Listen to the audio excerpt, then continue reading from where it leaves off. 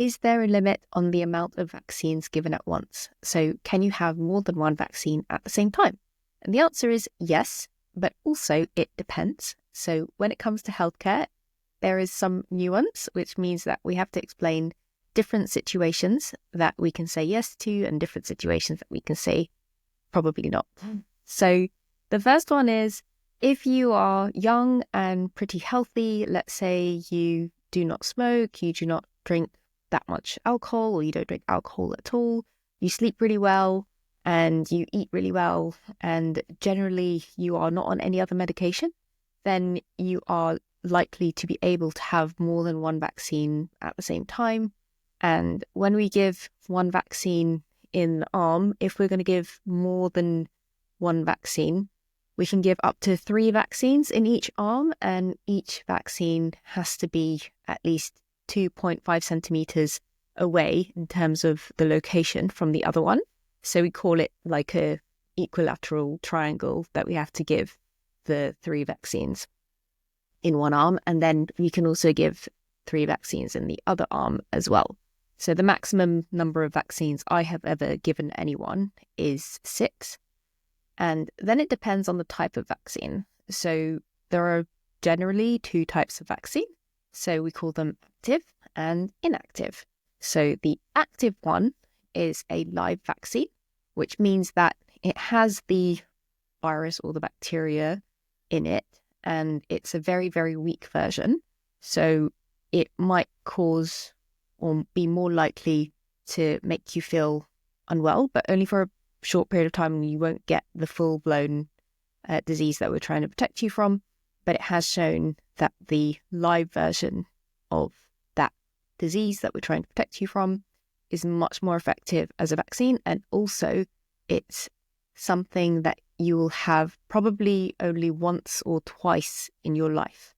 So you will not need to get the vaccine again in future if you have it, just once or twice. So that includes vaccines like the yellow fever vaccine is a live vaccine. The measles, mumps and rubella vaccine is a live vaccine. So you would need 2 of those vaccines. With the yellow fever, it's just 1. The chickenpox vaccine, it's likely you'll just need 1 of those, but it depends on your situation if you need more than 1, but because it's a live vaccine, it's unlikely you'll need another one. So those are the 3 most popular ones. There is a nasal vaccine, which is live, which is flu. That's usually for children. And the other type of vaccine is the inactive vaccine. And when it comes to inactive vaccines, these include vaccines that have pieces of the virus or the bacteria that we are trying to protect you from. And this includes vaccines like Japanese encephalitis or hepatitis A or hepatitis B or typhoid or cholera or rabies or any other type of vaccine generally tends to be inactive. And the inactive ones, you can have multiple at the same time. You can also have inactive ones with live vaccines at the same time. But generally, you should avoid having 2 live vaccines at the same time. So when we're talking about having vaccines at the same time, we do not mean mixing them in the same syringe. We're talking about several injections, or maybe a drink, or a nasal spray, depending on how you take the vaccine. And the other thing to consider is that there may be a waiting period between vaccines. So let's say you have the live measles, mumps and rubella vaccine, and then you'll need to wait at least 28 days if you want to get the chickenpox vaccine after that. And if you have any health conditions that affect your immune system, then this means you'll not be able to have that many vaccines at the same time, and it's a lot less likely that you will be allowed to have a live vaccine, because if your immune system is already weak, then it means giving you a live vaccine might make you quite ill. So that's a discussion to have with your doctor, pharmacist or nurse as to the benefits and maybe the potential harms of having that vaccine.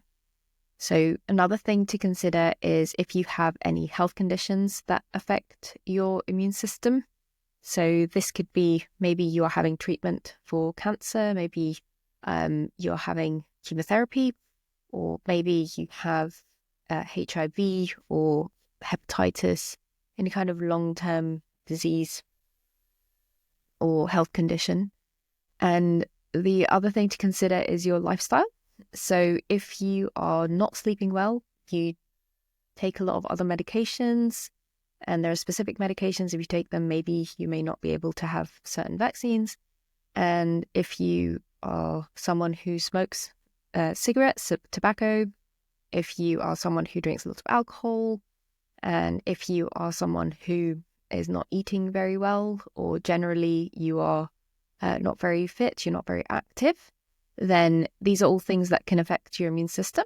And this means that you might struggle to recover from having more than one vaccine at the same time.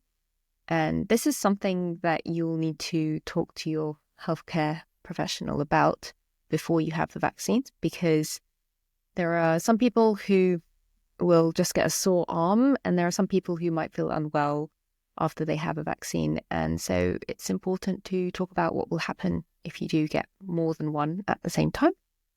And of course, if you're traveling or you're getting vaccines for work, then I would recommend that you try to leave enough space between getting the vaccine and getting on your flight or traveling, because if you do not give your body enough time to develop the immunity against that disease that you've just got the vaccine for, then that means that you will not be as protected as you could be, because it takes your body some time to not only recognize that the vaccine is something that you've put into your body that you need to build up a memory against. So you're building up your immune system memory against these diseases, which are either viruses or bacteria. And so whenever you get exposed, or so for example, if someone is coughing, or if you touch a surface and then you put your hand in your mouth or rub your eyes or in your nose, or if you eat some food that might be carrying certain diseases, viruses or bacteria, then your body knows as soon as it's inside your body, because of the vaccine that was used to train your immune system, that your body's already ready to get rid of that virus or bacteria. And hopefully you will not feel ill, or you will feel a lot less ill. And also, importantly, you are a lot less likely to die if you do have contact with that disease. So that is why we have vaccines in the first place, because these are deadly diseases, which are, caused by viruses or bacteria, which are germs that are all around us. And the more people there are on the planet, the more likely you are to encounter or come into contact with one of these viruses or bacteria, which can make you feel really unwell. And some of these viruses and bacteria, if they do not kill you, then they might leave you with a lifelong injury. So that might be something like losing your hearing if you get meningitis, for example, or maybe losing a limb. So they might need to amputate arm or a leg or something like that. And in some cases, it might cause paralysis, which means that you can't move parts of your body. And so there are serious consequences if you do not get certain vaccines. And so having multiple vaccines at the same time generally is a conversation with your healthcare professional. And I would say that the maximum that you can have depends on you, how healthy you are on the day, and also your history of any previous vaccines that you've had.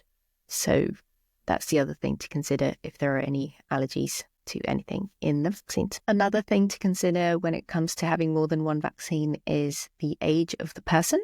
So there may be some limits on who can have certain vaccines. So for example, with yellow fever, we would want to avoid giving the vaccine to people who are over 60 years old, except if there are very specific reasons why it would be okay to give a person who's over 60 the yellow fever vaccine. So that's a discussion to have with the healthcare professional. And the other reason that people who are older is that the immune system may not be as active. So they may need more rest or time in between different vaccines. So they are less likely to have more than one vaccine at the same time. So I hope that answers your question, and I hope your appointment goes well. So thank you so much.